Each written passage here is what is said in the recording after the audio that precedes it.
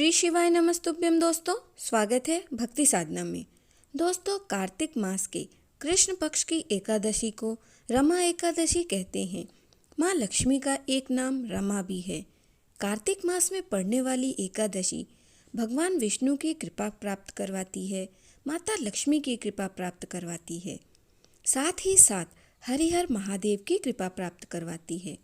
अगर एकादशी के दिन हम एक दीपक प्रज्वलित कर देते हैं और उसमें एक चुटकी हल्दी डालकर इस स्थान पर रख देते हैं तो पूज्य गुरु जी कहते हैं कि हमारे जीवन में जितना भी दुर्भाग्य है, चाहे धन से संबंधित समस्या चल रही हो, घर में लड़ाई झगड़े होते हों या किसी भी प्रकार की अशांति का माहौल है, बिजनेस में रुकावट आ रही है, आप कोई भी कार्य करते हैं उसमें सफलता नहीं प्राप्त हो पा रही है, मेहनत करते हैं लेकिन उतना फल नहीं मिल पा रहा है, तो पूज्य गुरु जी ने बताया है कि कार्तिक मास में पड़ने वाली एकादशी आपको इन सारी समस्याओं से बाहर निकालेगी।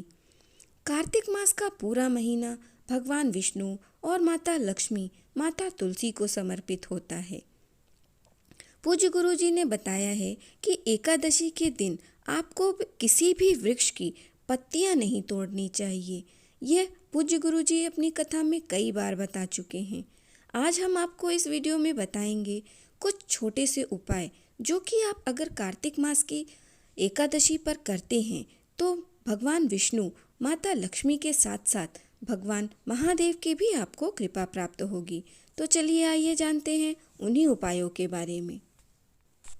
दोस्तों, पहला उपाय धन से संबंधित है। अगर आपके जीवन में धन से संबंधित कोई समस्या चल रही है तो कार्तिक महीने की एकादशी जो कि गुरुवार के दिन पड़ रही है तो आप यह उपाय अवश्य करें। आप एक दीपक ले लें। दीपक आप मिट्टी का भी ले सकते हैं, चाहे तो आटे का ले सकते हैं। अब उसमें गोल बाती बना लें और उसमें घी रख लें। फिर आप एक चुटकी हल्दी ले लें। एक चुटकी हल्दी और एक दीपक यह लेकर आपको आपके घर में जहाँ तुलसी का पौधा है वहाँ चले जाना है। यह उपाय आपको शाम के समय करना है। फिर आप तुलसी के दीपक जला दें तुलसी के पास और उसमें एक चुटकी हल्दी मिला दें और ओम नमो भगवते वासुदेवाय का कम से कम 11 या 21 बार जाप करें और माता तुलसी के समक्ष आपकी जो भी धन से संबंधित समस्या है वह कहें और भगवान विष्णु की, माता लक्ष्मी की कृपा आपको अवश्य ही प्राप्त होगी। यह एकादशी गुरुवार के दिन पड़ रही है और इस दिन अगर आप तुलसी के समक्ष एक दीपक प्रज्वलित कर देते हैं तो आपके जीवन से हर समस्याएं दूर हो जाती हैं।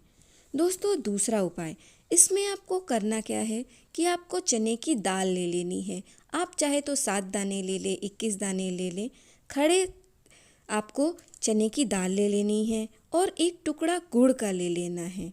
फिर 1 लोटा जल आप ले लेंगे, शुद्ध जल आपको आपके घर से ले लेना है।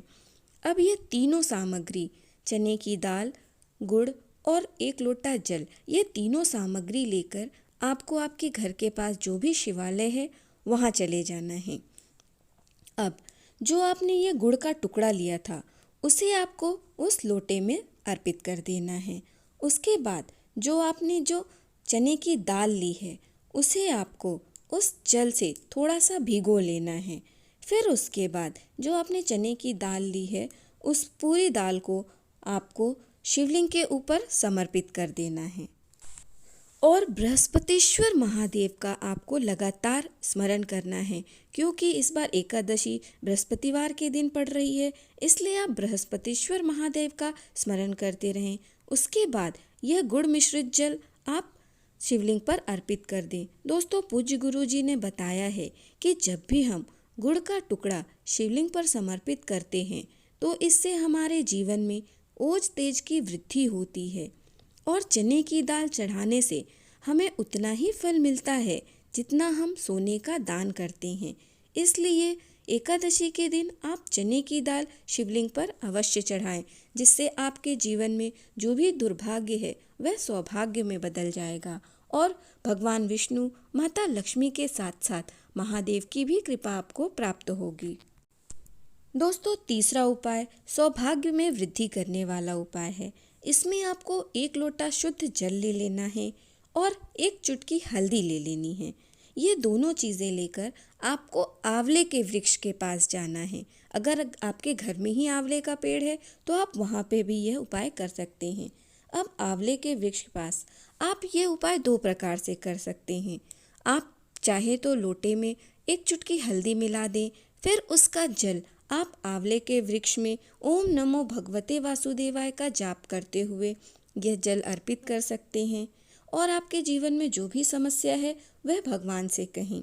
और दूसरी प्रकार से आप वह 1 चुटकी हल्दी आंवले के जड़ में अर्पित कर दें।